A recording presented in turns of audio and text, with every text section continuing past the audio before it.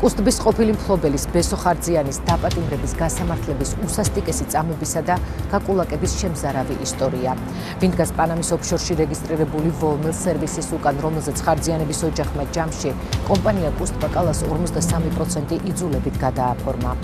ქვეყანაში პოლიტიკური სიტუაციის შეცვლის შემდეგ ხარძიანების ოჯახმა დუმილი დაარღვია და კვირის რეპორტაჟს ექსკლუზიური ინტერვიუ მისცა. ისინი პირველად ხმამაღლა ასახელებენ გია უდესიანს, რომელმაც ოჯახს ქონება წაართვა.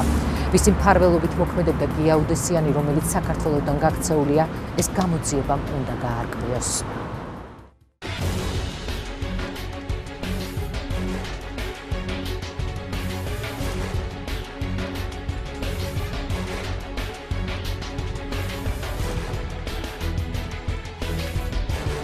აი ამ ტერიტორიის გამო დაიწყო ეს ყველაფერი. 2011 წლის 16 თებერვალი იყო, როდესაც დააკავეს ბიძაჩემი. კუსტბის ყოფილი მფლობელის ბიზნესმენ ბესო ხარძიანის ოჯახი მისი დაკავებიდან 1 წლისა და 8 თვის თავზე დუმილს არღვევს. ხარძიანის გასამართლების, წამების და გაკულაკების შემზარავ ისტორიას ოჯახი პირველად კვირის რეპორტაჟს უყვება. ფაქტია, რომ ქონების გამო იყო კაცი დაკავებული და არის უბრალოდ უკანონოდ. 2011 წლის 16 თებერვალს გმირთა მოედნიდან ვარაზის ხევის მიმართულებით მოძრავ ბესო ხარძიანის ავტომობილს საპატრულო პოლიციის ეკიპაჟი აჩერებს. რის შემდეგაც იქვე გაჩერებული ჯიპიდან სპეციალური ოპერატიული დეპარტამენტის თანამშრომლები გადმოდიან და ხარძიანს წინასწარი მოფიქრებული სქემის მიხედვით აკავებენ.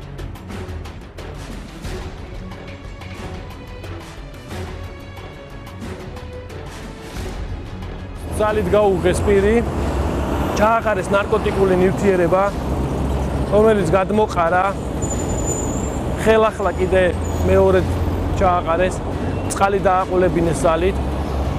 1-2 საათის განმავლობაში ქალაქში ატარეს თავიანთივე მანქანით. ამის შემდეგ გადაიყვანეს ნარკოლოგიურ ნარკოტიკული ნივთიერების ზეგავლენის ქვეშ მყოფი ხარძიანის სოდის თანამშრომლებს დაკავებიდან 2 საათში ნარკოლოგიურში გადაჰყავთ, რის შემდეგაც მას 260 მუხლის მეორე ნაწილით ნარკოტიკული ნივთიერების დიდი ოდენობით შენახვა, გადაზიდვა მოხმარების ბრალდებით აკავებენ. ბესო ხარძიანმა განაცხადა სასამართლოზე, ჩემი სიმართლე იციან აი ჯარისკაცებმა. რაც დაინახეს და შეესწრნენ აი ამ ფაქტს. შინაგან საქმეთა სამინისტროს სპეციალური ოპერატიული დეპარტამენტის 10 თანამშრომელის ჩვენების საფუძველზე ბესარიონ ხარძიანი გლდანის მერვე საპრობილეში ხდება. საქმეში 10-ვე მათგანს ერთი და იგივე საცხოვრებელი მისამართი აქვთ მითითებული. ჩალაძის პირველი ნომერი. ამის სამართზე თბილისის მთავარი სამმართველო მდებარეობს. კვირის რეპორტაჟთან შეხვედრა და ხარძიანის თემაზე საუბარი ბრალდების მხარის არც ერთმა მოწმემ არ ისურვა. მე ხლა ამ ეტაპზე მე თქვენ იმას ვერ მოგცემთ. კომენტარს ვერ გავაკეთებ. კი ბატონო, მაგრამ ეგ ძალიან დიდი ხნის საქმე იყო და აღარ მახსოვს რა ვიცი. ანუ ჩვენება მიეცით თუ არა მის წინააღმდეგ არ გახსოვთ? მის წინააღმდეგ კონკრეტულად რაღაც არ მგონია ეგ. დაკავებიდან 3 თვის განმავლობაში ბესარიონ ხარძიანი გლდანის მერვე საშილახსრულების დაწესებულებაში უმძიმეს პირობებში იმყოფებოდა.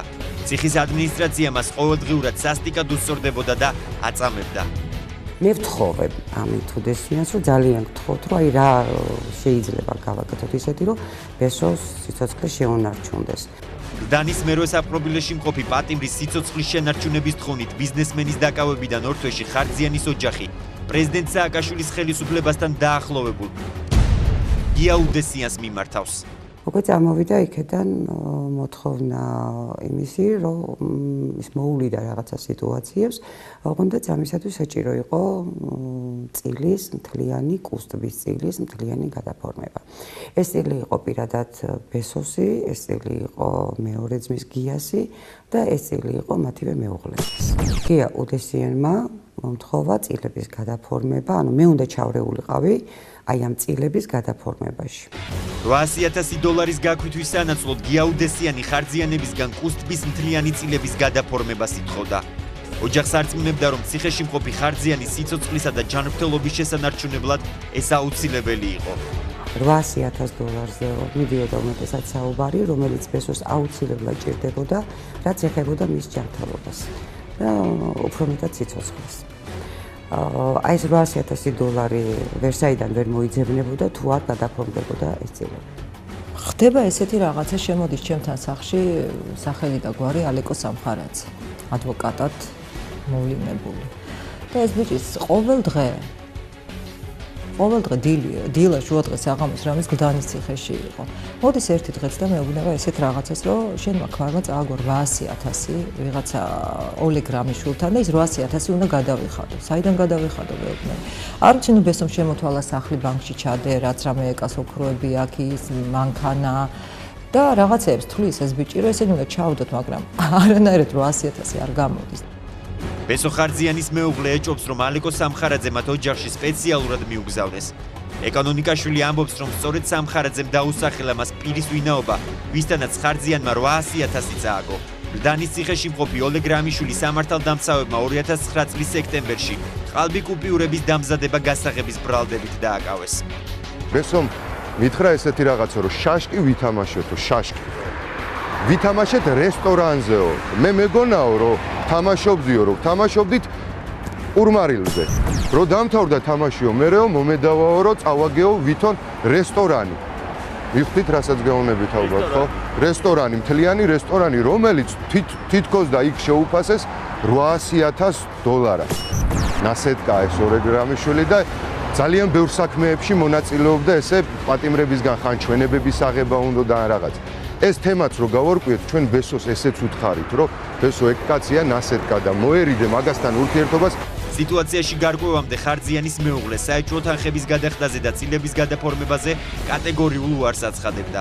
და 2011 წლის 17 აპრილს კვირა დღეს მოაქვს წერილი ჩემთან და სადაც ბესო მიხვეწება, რომ უნდა გადამარჩინო და შენ ეს წილი უნდა გადააფორმო და მეც გადავაფორმე წილი.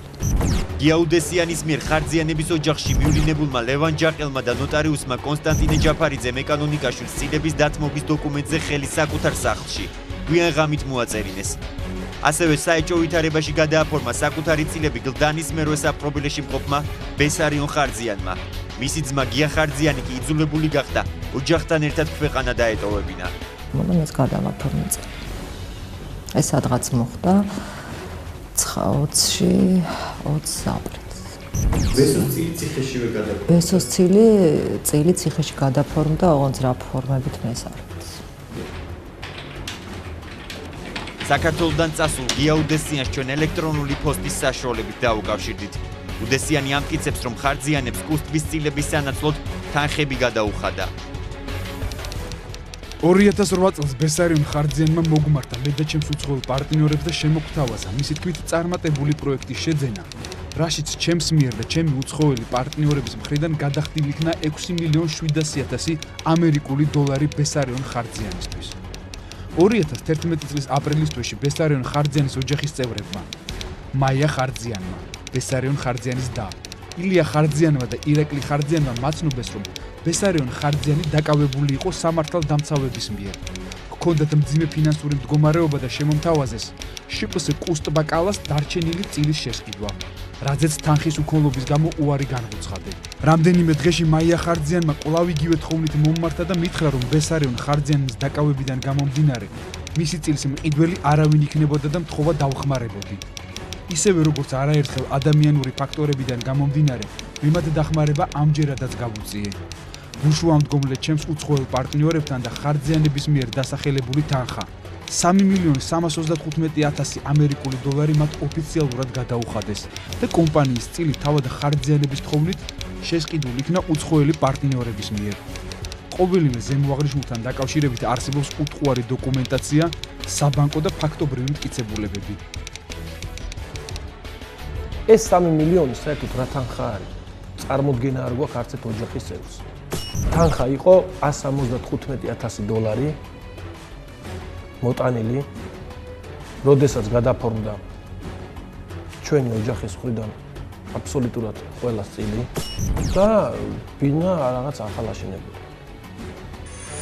სამეწარმეო რეესტრის ამონაწერის მიხედვით კუსტვის 7%-იან წილს ბუბა კიკაბიძე ფლობს. 5% სეიშელის კუნძულებზე რეგისტრირებული Arkenstone Management Limited, 20% შეზღუდული პასუხისმგებლობის საზოგადოება EBI Capital Panama, 78% კი სააქციო საზოგადოება Wilmits Service Panama ფლობს. სწორედ პანამის ოფშორში რეგისტრირებულ ფიქტიურ კომპანიაზე გაფორმდა 2011 წლის აპრილში ხარჯიანების 53%-იანი წილი. წილების გადაფორმების დროს Wilmits Service Panama-ს ხელბურთში საქართველოს ნაკრების ყოფილი მწვრთნელი დღეს კი სროლის სახეობათა ფედერაციის გენერალური მდივანი მერაბ მეტრეველი წარმოადგენდა. სროლის სახეობათა ფედერაციის პრეზიდენტი კი თავად გიაუდესიანია. მერაბ მეტრეველი კომპანია ზახესი 2007-ის დირექტორიც არის. ამ კომპანიაში წილებს კი გიაუდესიანის მეუღლე მარინამ გალობლიშვილი ფლობს. საინტერესოა, რომ არჩევნებამდე 9 დღით ადრე 21 სექტემბერს უდესიანის პარტნიორი მერაბ მეტრეველი ვაკეში ბაგების სექტორში 2000 კვადრატული მეტრი ფართობის მიწის ნაკვეთის შეძენაში მონაწილეობდა. საჯარო რეესტრის მიხედვით ორივე ნაკვეთის მესაკუთრე გიაუდესიანის მეუღლე მარინამ გალობლიშვილი გახდა. ხარჯიანების ოჯახი საქმის გადახედვას და ბესარიონ ხარჯიანის გათავისუფლებას ითხოვს.